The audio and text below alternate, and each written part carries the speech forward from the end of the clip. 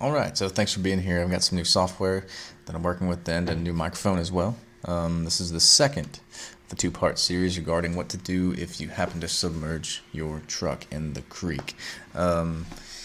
This video will basically entail the final steps of getting your truck back on the road. I believe what we touch on here is a transmission filter change, as well as any final steps that need to be done. And then additionally, at the end of this video, I'm going to be telling a little bit of a story about what happened and all of the ridiculousness that was that night. I believe it was October 9th. But anyway, thanks for being here, and we'll hop into it. Okay, so here is the last thing that needs done, and that is taking the transmission filter off of the 727. We've already flushed it, we've already cleaned everything.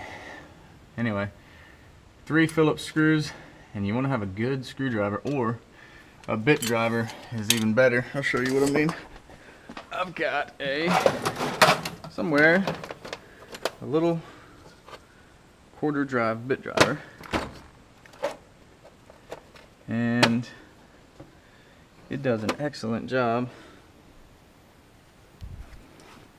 of breaking things free without stripping anything. But you gotta have the right size Phillips. See, that feels good. So we should be able to just crack that, crack that, crack that. Now, if you want, you can take a normal screwdriver and take them out, since that's a lot faster. Normal Phillips. Why'd I throw that away? Oh, I gotta clean up this shop. It's getting nasty.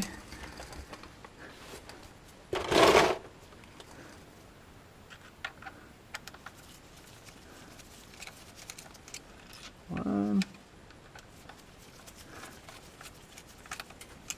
two.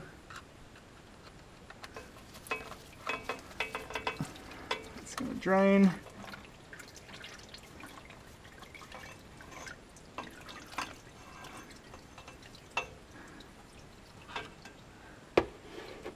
It's not as bad looking as what it was, but it's still pretty gross. I think all of these are the same length. 1, 2, 3. Looks good. Here's something that's crazy. The large bottles of ATF4 are on back order, and they don't know when they'll get them. So I got all of the small bottles O'Reilly's had. So sorry about that if anybody's looking for some. The great thing is they price matched them. So I got these for $6.50 instead of $10 a quart. All right, let's see what we can do here. Woo, up tipped.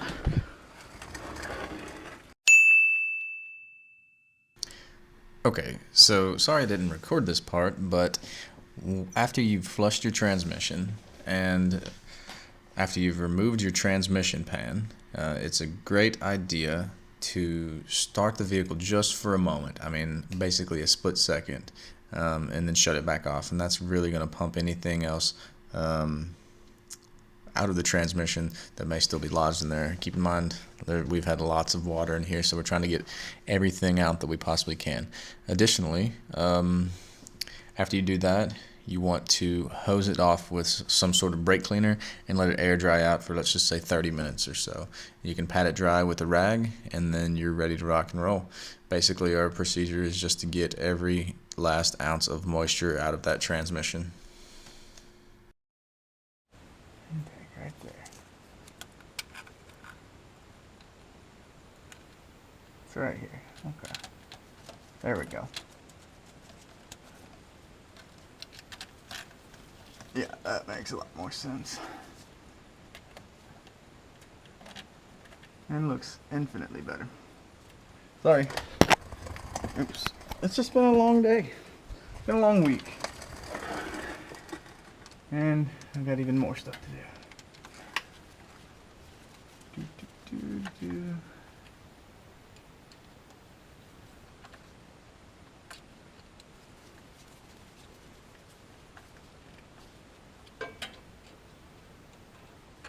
So this housing is aluminum, so you don't want to just put everything you got on them. Lightly snug use your tightening senses, because if you strip that out, don't come running to me. Can't help you. Not from here. I assume you'd have to put some sort of thread insert in there.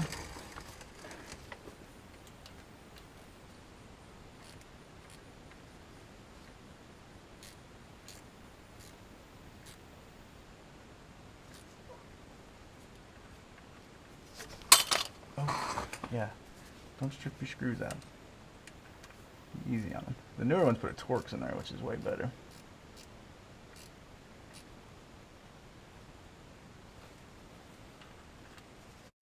I'm barely twisting on this thing. You'll know when it stops. It gets there. Very solid. Alright, now all I have to do is put the pan on. I like to start with a couple bolts through it. I'll show you how I start them. And we'll run it all together. Okay, pan. Here you are. Got the magnet in. Got everything clean.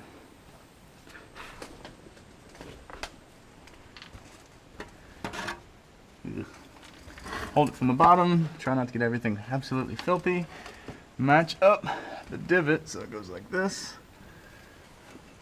We'll slide one bolt through up front to get it through the gasket. Come on, buddy. Maybe I'll do that out here.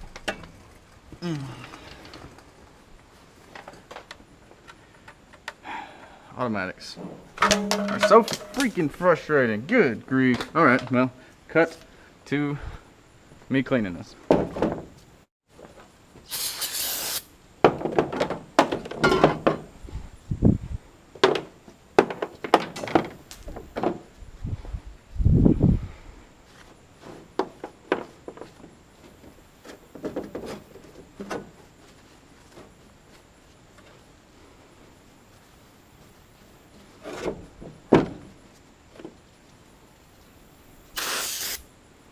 I don't even know if I'm recording.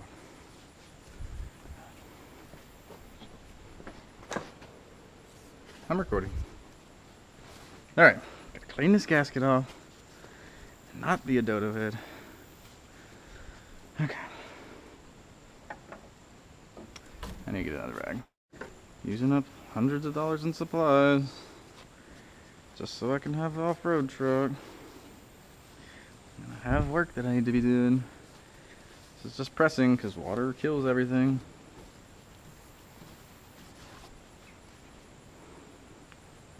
Okay.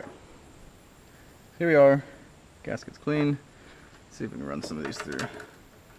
Alright. There's that. Do another on the far side. Alright. See if we can get this to start. Come on. Transmission pan. Transmission pan. Okay.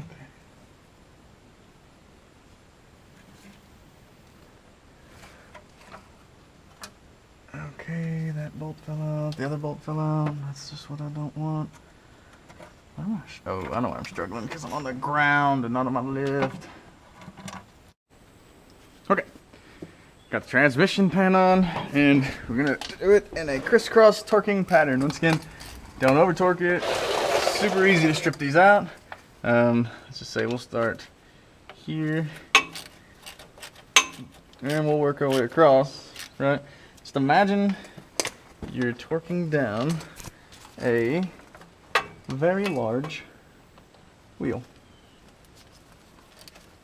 Alright, so we'll go here and then there, and actually I probably should do that here. Yeah.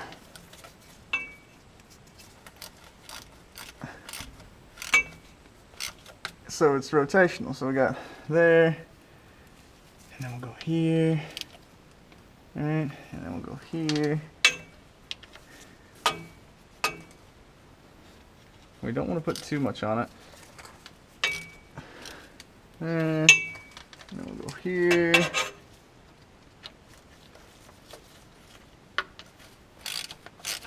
Alright, and then we'll go, I think I already did that one. We'll check it again. For the sake of conserving your time, I provided a poor quality snippet from an earlier video of the torque sequence for a transmission pan. Now remember, do not overly torque this. Do not bear down on it hard. You can and will strip out your threads. That being said, you want to start off in a crisscross pattern. Imagine it like a big wheel. So lightly snug one and then across to the other, and then clockwise rotational. Go across to the next one, and so on and so forth. Your final torque sequence, you can go just clockwise, not across, and you can basically do this in order to check to make sure that all of your transmission pan bolts are snugged securely. Okay, I've already changed the oil in this truck once. I'll probably run it a little bit and change it one more time. So, note to self, and to everyone out there, don't put your trucks in the creek, ever, if you can get away with it, unless it's waterproofed and built for it. Okay. All right. We're gonna go ahead and add 4 quarts to this thing. I got a funnel somewhere. Add 4 quarts, start it, put it in neutral, let it cycle those 4 quarts, and then cut it off, check the fluid. I think it's gonna take about 8 since I flushed it, but if you're like me and you just put a pan gasket in, you might add 4 quarts and make sure nothing's flowing or dripping, especially if you use a cheap gasket. Highly recommend a reusable Mopar gasket on anything that you aren't sending down the road. It's 30 bucks. You don't have to scrape or wire wheel anything ever again. No RTV, no cork gunk.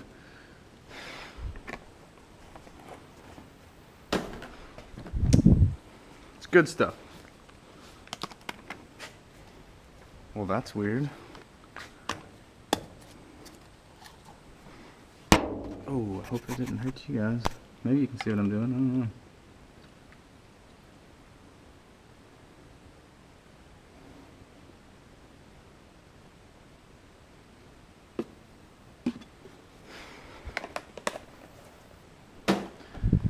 Alright, truck. Not tired of working on you?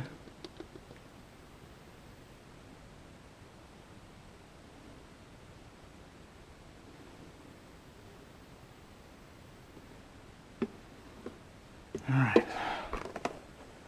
Start it up and see if this bad boy's gonna do anything. Park. Reverse. Neutral, maybe? That's great. That's what you want.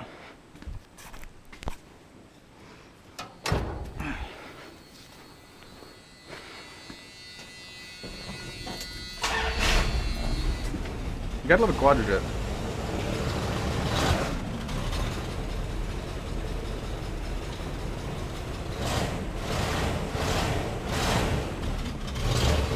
Alright.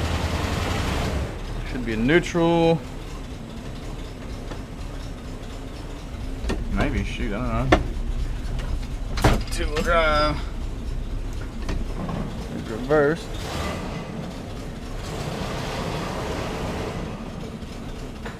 Neutral.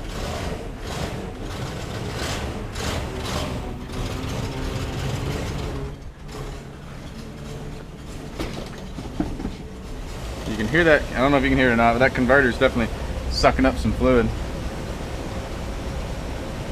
Hey, look at this. I need that.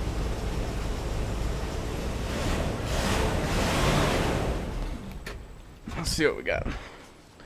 I'm sure it's still low. We're not spraying any fluid anywhere.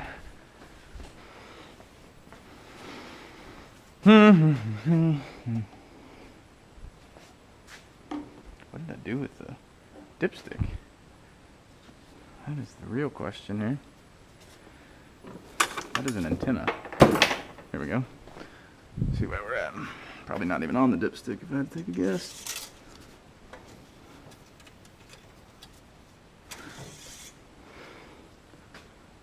Alright, barely on the dipstick, looking bright red and clean. Okay, that is great. as of now, doesn't show any signs of water. Let's pull this out. I am laying the dipstick on the bumper. That way I remember what I'm doing. Let's add 2 more quarts, that makes 6.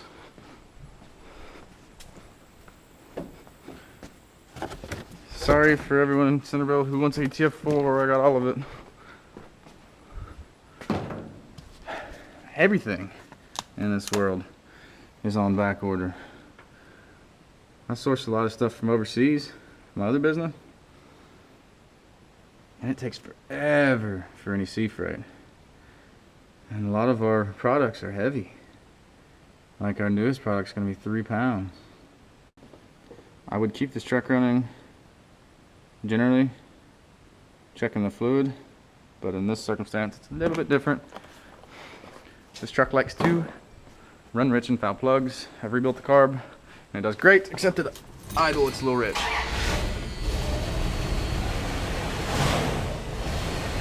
I'm gonna get this a little bit warm. Hopefully I'm recording. Who really knows? I seem to be.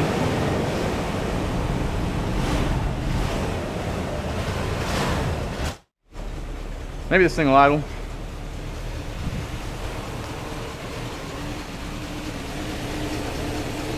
Let's see what our trans fluid's looking like. Oh, big truck.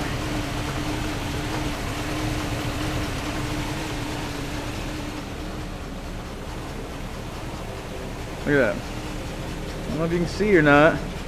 We're right there. Which means we are within the safe zone for right now at 6 quarts. Looks like it's half a quart low. I'd like to drive it a little bit, but it's looking very clean. I think we flushed it effectively. Truck is running fine, starting and driving well. As a recap, if you put your truck in the creek, change the oil twice, flush the transmission, change the diffs, change the fluid in the diffs, and check the transfer case. That's the majority of what you want to do. But see, this thing will fire right up and we'll take it for a quick spin. Maybe. Make a liar out of me.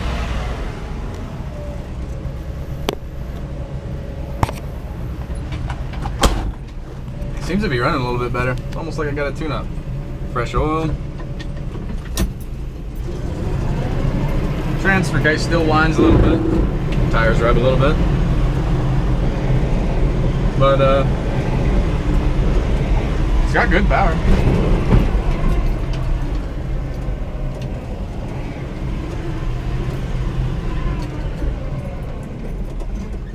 Let's put it in 2-wheel drive and see what it's spin.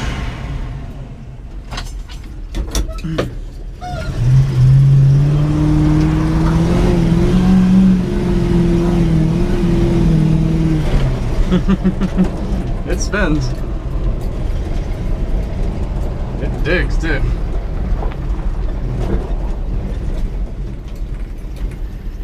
I'm about out of fuel in this thing too. But it runs.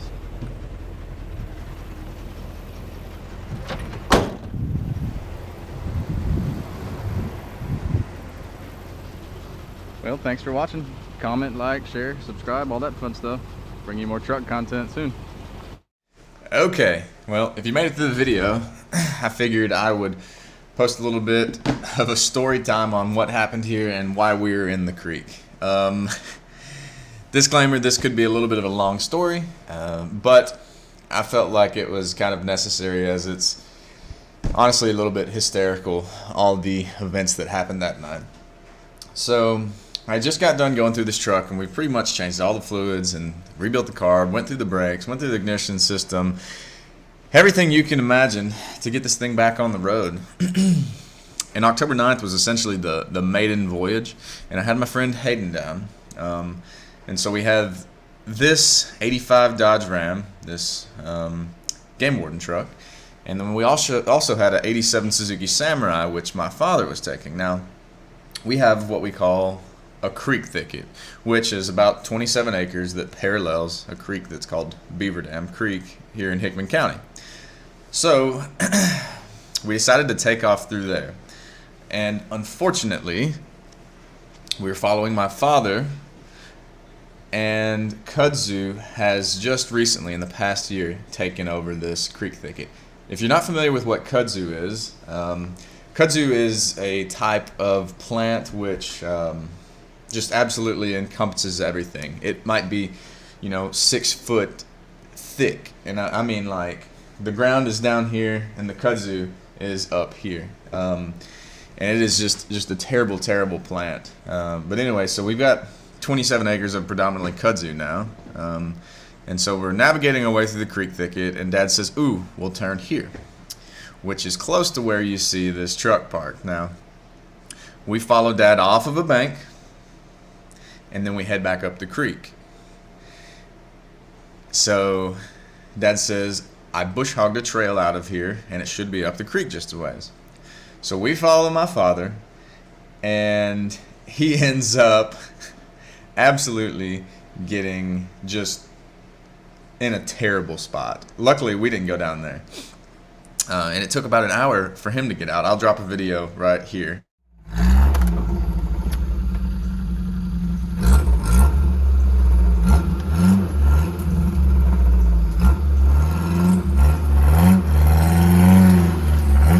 Well, it's pushing. Oh my goodness. Dude, he's gonna get out of there.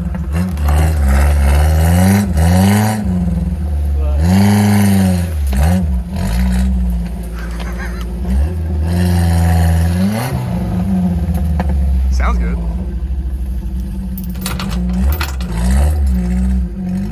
Hang on just a second, Jonathan. Hang on just a second. Anyway, so you can see how bad it was for him. So we finally get him out, and we know we can't take this huge truck through where that Samurai just went through. I say huge truck, it is a full size. So we head back down the creek, back to where we came in, which is very close to where this truck is now. So if you look at this picture here, down at the bottom you can see some tracks heading kind of towards where the photo was taken. Right there is about a 3-foot tall bank, which we're going to come out no problem. Well, turns out it was all sand, and so we came off of it fairly easily, but we just couldn't go back up. It's got a limited slip rear, but it's got an open front, so we would hit that, spin, hit that, spin. Truck just wasn't going anywhere. What I should have done is park the truck, got a tractor, and pulled it over that bank. In fact, the Samurai might have pulled it out at that point in time, but we didn't have a tow strap. Actually, you know what? I think we did have a chain. Should have done it. So anyway, we say, well, we need to try to hit it straight on. The bank is kind of diagonal to the creek, so straight on is perpendicular to what that truck is now. So like where these ruts are coming. So we end up backing up and hitting it, and then eventually we're like, well, we got a little more speed. So we get down, the water's probably 2 foot deep at the back, and then all of a sudden it just whoosh, sinks. And so unfortunately, at this point I'm just freaking out. So I throw it down in first gear and I hammer on it, and I'm turning to the right, and what my thought process is, well, I'll just go forward and backward and hopefully get out. So I throw it in reverse, and now we're going parallel with the creek, and we were making progress several feet at a time. But every time we did this, because of how the creek bank is, we would get a little deeper and a little deeper and a little deeper. And eventually, we got to a point where the truck was just wanting to shut off. More than likely, we were throwing water up into the intake, and it was getting bad. Like at that point in time, the lower side of the bed had water in it. We had water up to the valve cover, and it was just a mess on the passenger side. And water's running all throughout the cab. Anyway, Hayden's sitting in there with me. We got our feet up, and I'm like, this is what we've got to do. So Hayden jumps on my back because he had nice clothes and boots on. And I wade out of the creek, and then we head back to the shop because we've got to figure something out with this truck, and we got to figure it out quickly because we've been having so much rain that we just absolutely have to get this truck out now, or else there's a possibility if it rains this truck's gone. Absolutely just washed away.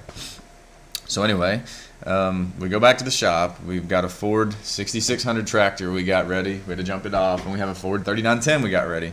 And so there's a bunch, had to get a bunch of chains together and straps and whatnot. And Anyway, that night, my brother helped me. It was raining.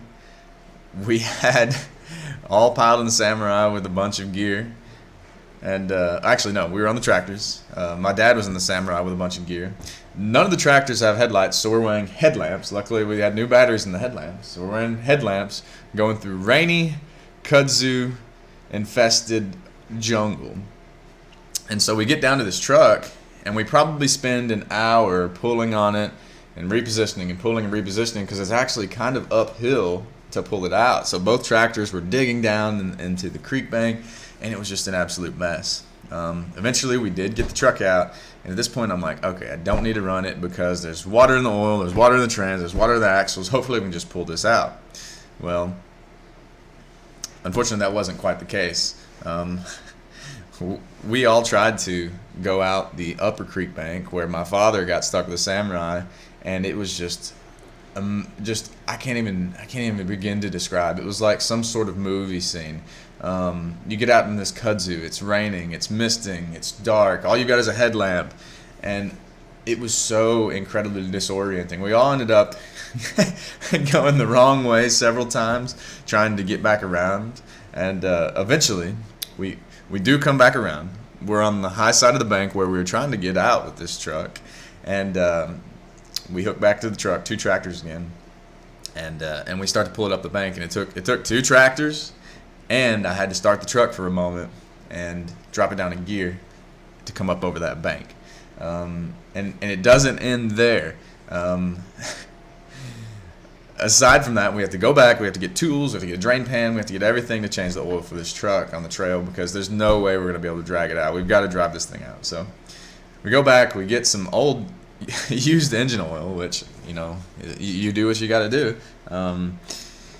And we come back, we drain the oil, and we're getting ready to go. But during that time where we're draining the oil, it turns out we have bothered a nest of either Asian hornets or European hornets. And I mean, they're like 2 inches long, and I've got a headlamp on. They're attracted to the light. I have hornets coming at my face, and I am just petrified. I'm screaming, I'm running, I'm tripping, I'm covered in mud, I'm falling off in the creek. I am terrified because growing up I was allergic to wasps, I was allergic to bees, anything that stung, yellow jackets, anything that stung me would, you know, I mean, imagine me going in anaphylaxis out there on the creek. So I am absolutely petrified at this point. But nonetheless, my brother starts killing hornets. I'm frantically struggling, rolling around in the mud, trying to get this oil changed. And we finally do it. So we get the oil changed, we start the truck, and it's running actually incredibly well. Fortunately, the fill for the fuel tank wasn't underwater, so we didn't get water in the fuel tank, thank Lord. So we get in the truck, we drive it back to the shop, and at this point it's about 11, so we all get relatively cleaned up, and we go to Sonic. And the next day is whenever we started this drain everything process to get this truck back on the road. And all things considered, we're very fortunate. The truck's running fine, and I don't think it's done any long-term damage. And the key here is that we were able to get all the water out as soon as possible. If you leave this in for weeks, it's going to ruin your vehicle. So keep that in mind, and I hope you enjoyed my little storytelling here. Although it was a terrible experience, in the long run, we got some good content out of it, and a good explanation on what to do if you find yourself in this position. So thanks for stopping by. I really appreciate it, and we'll hope to see you soon.